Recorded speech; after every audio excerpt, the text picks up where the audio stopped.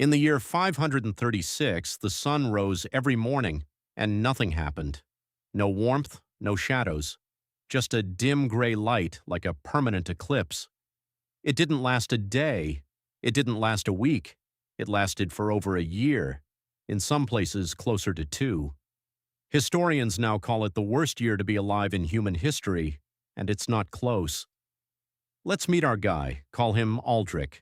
He's a farmer in Central Europe. Nothing special about him. That's the point. He's you, if you'd been born 15 centuries earlier.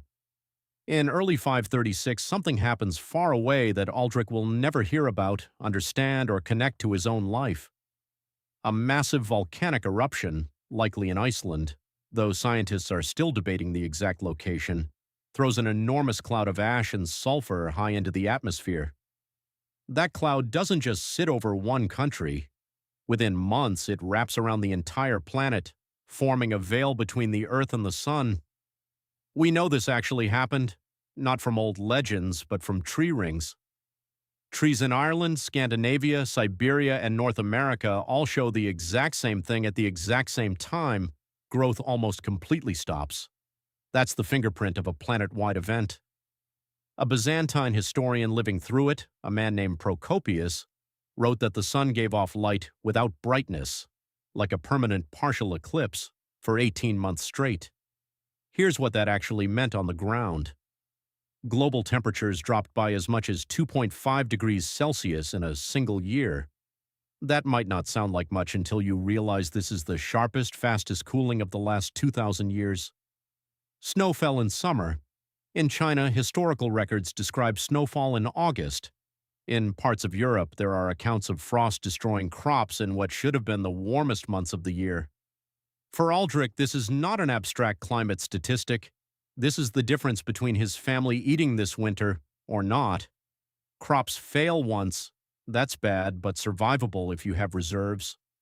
Crops fail 2 years in a row, sometimes 3, in a world with no refrigeration, no global shipping, no emergency food aid.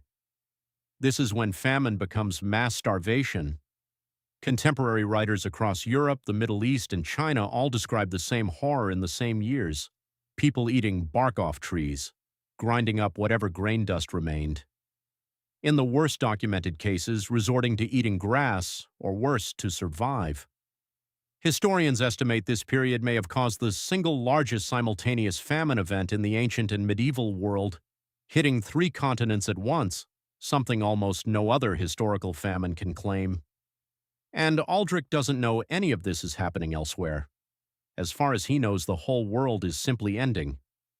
By the second winter, his family has already made choices no one should have to make.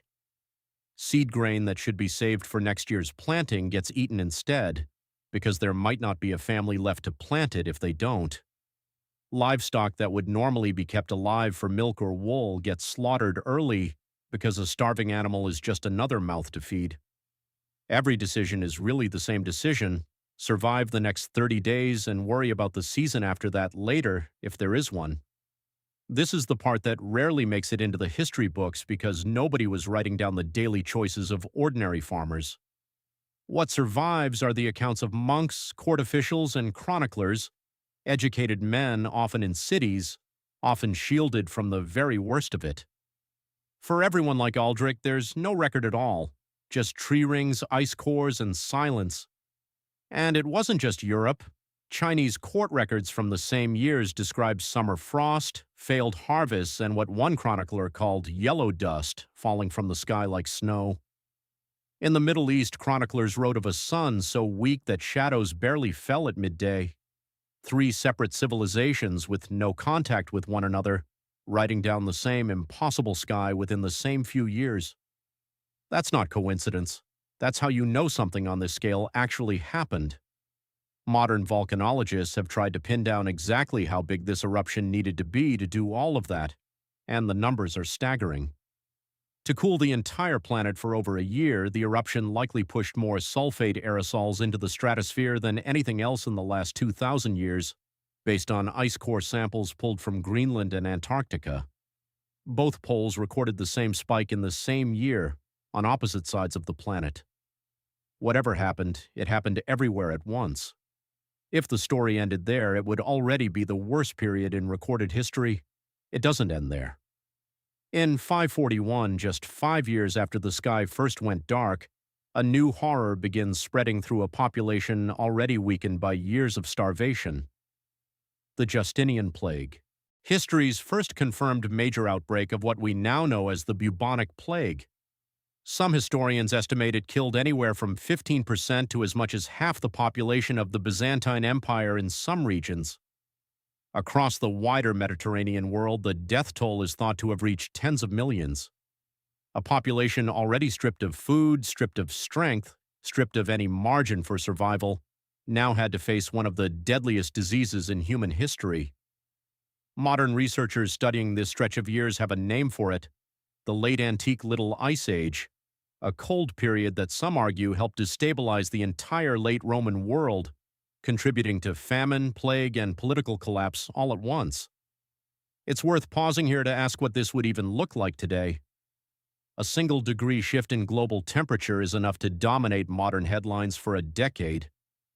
In 536, the shift was 2.5 degrees in a single year, with no satellites to track it, no shipping networks to move surplus grain across oceans, and no science that could explain what was happening or when it might end.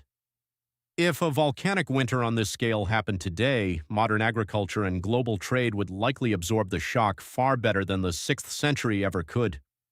But it's a useful reminder of just how thin the margin was for everyone alive at the time, and how much of history has quietly been shaped by weather nobody could predict or control. So here's the question worth sitting with: how did anyone make it through this? The honest answer is, a lot of people didn't. But the ones who did survive tended to share a few things in common. Communities that could shift quickly to hardier crops, like rye or oats, which tolerate cold far better than wheat. Regions with access to fishing or livestock that didn't depend entirely on grain harvest, since a bad ocean year and a bad harvest year rarely hit at exactly the same time. And in some cases, simple distance, remote or coastal communities that the plague reached later, or never at all, simply because trade routes and travelers took time to carry it there. There's also evidence that some communities survived by doing something that feels almost obvious now, but was a genuine gamble at the time: sharing resources across villages instead of hoarding them within one.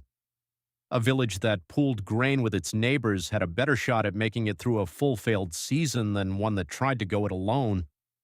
In a crisis this size, isolation was often a death sentence, and cooperation, however reluctant, was one of the few things that actually worked. It's a brutal lesson repeated across almost every disaster in this era. The people with the most flexibility, the ones not fully dependent on one food source, one region, one system, were the ones most likely to still be standing when it ended. By the mid-540s, the ash cloud finally thinned. Temperatures slowly climbed back. The sun quite literally came back out. It took over a decade for temperatures to fully recover. Some tree ring records suggest the cold snap lingered in pockets of Europe for closer to 15 years, an entire childhood spent in a world that never fully warmed back up. But by then, the world Aldrich knew at the start of 536 was gone. Empires had been weakened, populations had collapsed, and the century that followed would look nothing like the one before it. It's easy to look at a year like 536 and file it away as an ancient curiosity, something that happened to people far removed from us, in a world with no science, no warning systems, no way to see it coming. But that's exactly what makes it worth remembering. Nobody in 536 knew why the sky had gone dark. Nobody knew it would last this long, or that it would be followed by the deadliest plague of the ancient world. They just had to survive it, one impossible season at a time.